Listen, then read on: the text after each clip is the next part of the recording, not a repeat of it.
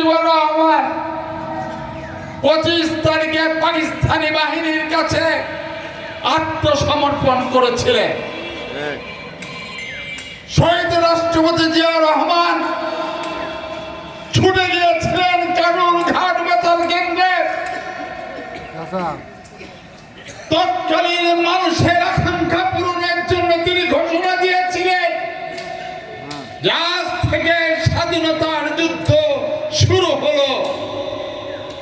তারপর আর তার ঘরে ফেরা হয়নি। ক্যান্টনমেন্টে ছিলেন তার স্ত্রী, আজকে আমার প্রিয় নেত্রী বেগম খালেদা জিয়া, আর 2 জন ছোট বাচ্চা, তারেক রহমান, আরাফাত রহমান কোকো। ম্যাডাম বোরখা পরে 2 বাচ্চাকে সাথে নিয়ে ক্যান্টনমেন্টের বাইরে বেরিয়ে আসার চেষ্টা করেছিলেন। পাকিস্তানি আর্মি গ্রেফতার করে নিয়ে যায় তাদের।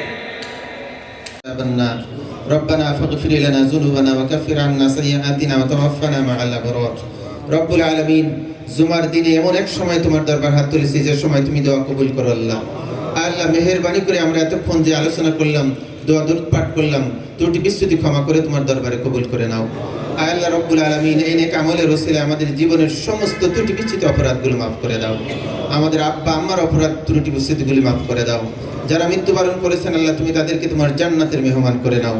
পরকালের সমস্ত মুসিবত থেকে তুমি তাদেরকে হেফাজত দান করো। আল্লাহ রব্বুল আলামিন এই দেশের জন্য, এই জাতির জন্য যারা আত্মত্যাগ করেছে, জীবন দিয়েছে, 52-তে, 1971-এ, 90-এ, আল্লাহ জুলাই গণঅভ্যুত্থানে যারা জীবন দিয়েছে, ত্যাগ স্বীকার করেছে, আল্লাহ তুমি সকলকে জান্নাতের উঁচু মাকাম দান করে দাও।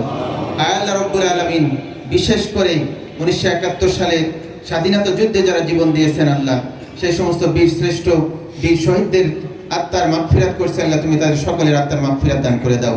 শহীদ প্রেসিডেন্ট জিয়াউর রহমান সহ আল্লাহ যারা ইন্তেকাল করেছেন আল্লাহ সকলকে মাগফিরাত দান করে জান্নাতের উঁচু মাকাম দান করে দাও। রব্বুল আলামিন জুলাই বিপ্লবে যারা ইন্তেকাল করেছেন আল্লাহ, শহীদ হয়েছেন আল্লাহ তুমি সকলকে মাগফিরাত দান করে দাও।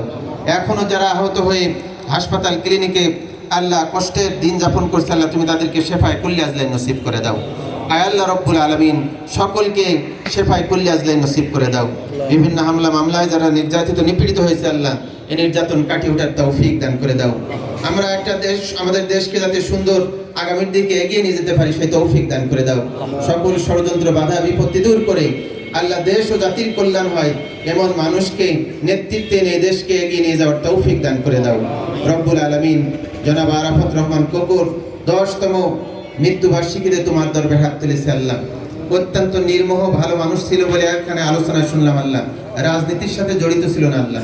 আল্লাহ তুমি দয়া করে তার জীবনের সমস্ত ত্রুটি বিচ্যুতি অপরাধগুলো মাফ করে দাও। আল্লাহ জীবনে যত নেক আমল করেছে, জাতির জন্য যা কাজ করেছে আল্লাহ কবুল করে নিয়ে নাজাতের ওসিলা বানিয়ে দাও। আল্লাহ রব্বুল আলামিন পরকালের মুসিবত থেকে তাকে হেফাজত দান করে দাও। আল্লাহ তোমার হাবিব বলেছে জুমার দিন আসরের পর মাগরিবের মুহূর্তে যে দোয়া করা হয় তুমি কবুল করো আল্লাহ। আল্লাহ দয়া করে আমাদের দোয়াগুলোকে কবুল করে নাও। আল্লাহ রব্বুল আলামিন আমাদের মধ্যে যারা অসুস্থ তাদেরকে শেফা দান করো, যারা অভাবী তাদের অভাবগুলো দূর করে দাও।